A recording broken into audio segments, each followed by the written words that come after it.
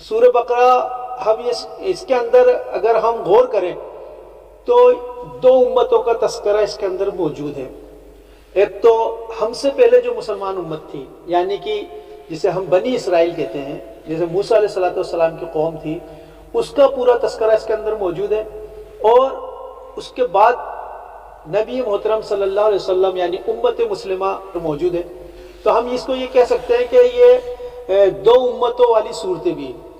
تو 16 رکوع یہاں پر جو اس طرف ہیں یہ پورے کے پورے بنی اسرائیل کی تاریخ پر مشتمل ہے۔ اس میں سے بھی آپ کو 4 رکوع نکالنے ہوں گے ابتدا کے، کہ شروع کے جو 4 رکوع ہیں اس کے اندر پہلے اور دوسرے رکوع میں 3 طرح کے لوگوں کا تذکرہ موجود ہے، ایک ایمان والے، ایک نہیں ماننے والے، اور ایک بین بین رہنے والے یعنی منافقین کا تذکرہ موجود ہے۔ اس کے بعد 5ویں رکوع سے لے کر پورے 10 رکوع تک، یعنی کہ پورے یہ 16 رکوع ہم سے پہلے جو امت تھی، امت مسلمہ جسے ہم کہتے ہیں بنی اسرائیل، اس کی تاریخ پر مشتمل ہے۔ اللہ تعالیٰ نے ان پر کیا کیا انعام کیے وہاں اس کا تذکرہ موجود ہے، کس طرح انہوں نے اللہ کی نافرمانیاں کی، کس طرح کی کتاب توریت میں تحریف کی۔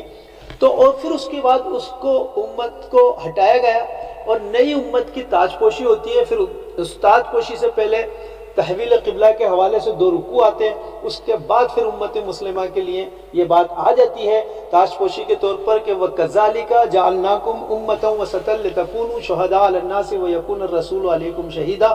اور اسی طرح ہم نے تمہیں درمیانی امت بنایا، یعنی کہ وَكَذَلِكَ، اور اسی طرح اس كَذَلِكَ لفظ پہ پوری بنی اسرائیل کی تاریخ کا وزن موجود ہے کہ مسلمانوں یہ جو 10 رکوع تم پڑھ کر آئے ہو تاریخ بنی اسرائیل پر مشتمل، تو اس سے پہلے تم سے پہلے بھی ایک امت تھی اور اس کو بھی امت مسلمہ کا خطاب ملا تھا، اس کے اندر بھی ایک رسول جلیل القدر رسول حضرت موسیٰ علیہ السلام کو مبعوث کیا گیا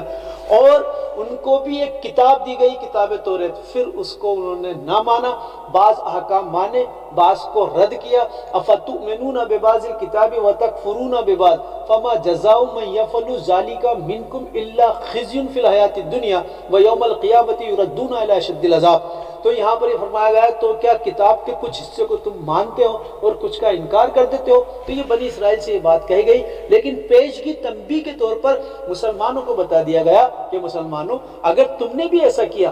تو پھر اللہ تعالیٰ کا قانون بدلتا نہیں۔